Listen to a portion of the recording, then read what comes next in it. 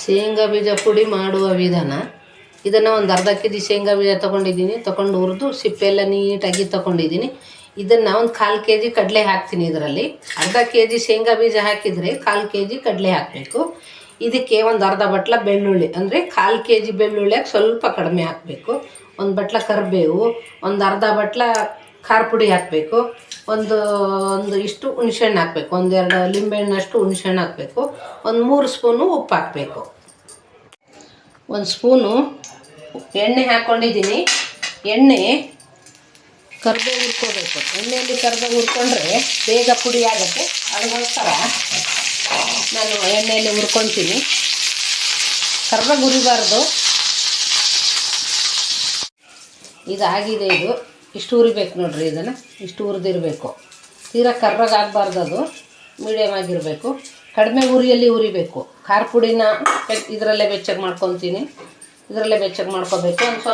ಒಂದು ಅರ್ಧ ಸ್ಪೂನು ಎಣ್ಣೆ ಹಾಕಬೇಕು ಇದಕ್ಕೆ. ಇದು ಚಟ್ನಿ ಪುಡಿ ಚೆನ್ನಾಗಿರುತ್ತೆ.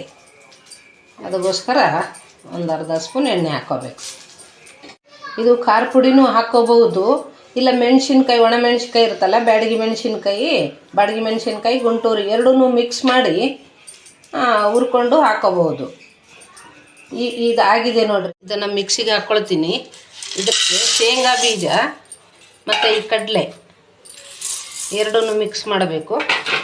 ಮತ್ತು ಇದು ಹುಣಸೆ ಹಣ್ಣು ಮಿಕ್ಸ್ ಮಾಡಬೇಕು. ಇದರಲ್ಲಿ ಹುಣಸೆ ಹಣ್ಣು ಈ ಥರ ಮಿಕ್ಸ್ ಮಾಡ್ಕೋಬೇಕು.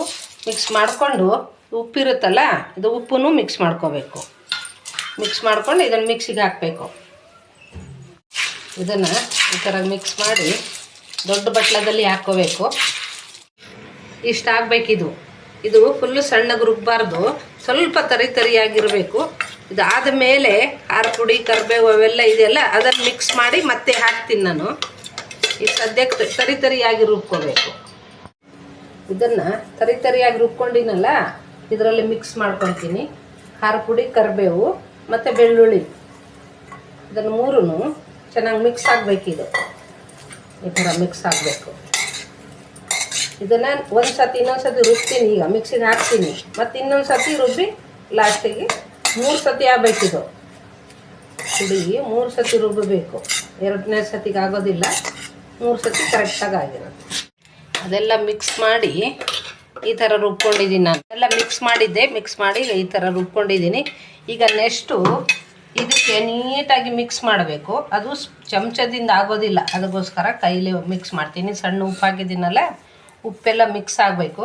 ನೀಟಾಗಿ ಕೈಲೇ ಮಿಕ್ಸ್ ಮಾಡಿ ಇನ್ನೊಂದು ಸತಿ ಹಾಕ್ತೀನಿ. ಇನ್ನೊಂದು ಸತಿ ಹಾಕಿ ಆಮೇಲೆ ತೆಗೆದಿಡ್ತೀನಿ. ಇದು ಚಟ್ನಿ ಪುಡಿ ನೋಡಿರಿ, ಎಲ್ಲದಕ್ಕೂ ಬರುತ್ತೆ. ನಾವು ಚಪಾತಿ ಮೇಲೆ ತಿನ್ಬೋದು, ತುಪ್ಪ ಹಾಕ್ಕೊಂಡು ರೊಟ್ಟಿ ಮೇಲೆ ತಿನ್ಬೋದು, ಮತ್ತು ಯಾವುದನ್ನು ಪಲ್ಯ ಮಾಡಿದರೆ ಅದಕ್ಕೂ ಹಾಕ್ಕೋಬಹುದು. ಅನ್ನ ಸಾರು ಮಾಡಿಕೊಂಡ್ರೆ ಅದಕ್ಕೂ ಹಾಕ್ಕೋಬೋದು. ಎಲ್ಲದಕ್ಕೂ ಉಪಯೋಗ ಆಗುತ್ತೆ ಇದು. ಅದಕ್ಕೋಸ್ಕರ ಸ್ವಲ್ಪ ಮಾಡಿ ಇಟ್ಕೊಂಡ್ರೆ ಯಾವಾಗ ಬೇಕು ಆವಾಗಲೇ ತಿನ್ಕೋಬೋದು. ಇದಾಗಿದೆ ನೋಡಿರಿ. ಈ ಥರ ರುಬ್ಬಬೇಕು. ತೀರಾ ಸಣ್ಣಗಿರಬಾರ್ದು, ತೀರಾ ನುಚ್ಚಿರಬಾರ್ದು. ಈ ಥರ ಇರಬೇಕು. ಚಟ್ನಿ ಪುಡಿ ಈ ಥರ ಇರಬೇಕು. ತುಂಬ ದಿನ ಇರುತ್ತೆ. ಒಂದು ಸತಿ ಮಾಡಿಕೊಂಡ್ರೆ 1-2 ತಿಂಗಳು ತಿನ್ಬೋದು. ಎಲ್ಲದಕ್ಕೂ ಬರುತ್ತೆ. ತುಂಬ ಚೆನ್ನಾಗಿರುತ್ತೆ ನೋಡಿರಿ. ಮನೆಯಲ್ಲಿ ಮಾಡ್ಕೊಳ್ರಿ. ಹೊರಗಡೆ ತಂದು ಆರೋಗ್ಯ ಕೆಡಿಸ್ಕೊಳ್ಳೋ ಬದಲು ಮನೆಯಲ್ಲೇ ಮಾಡ್ಕೋಬೇಕು.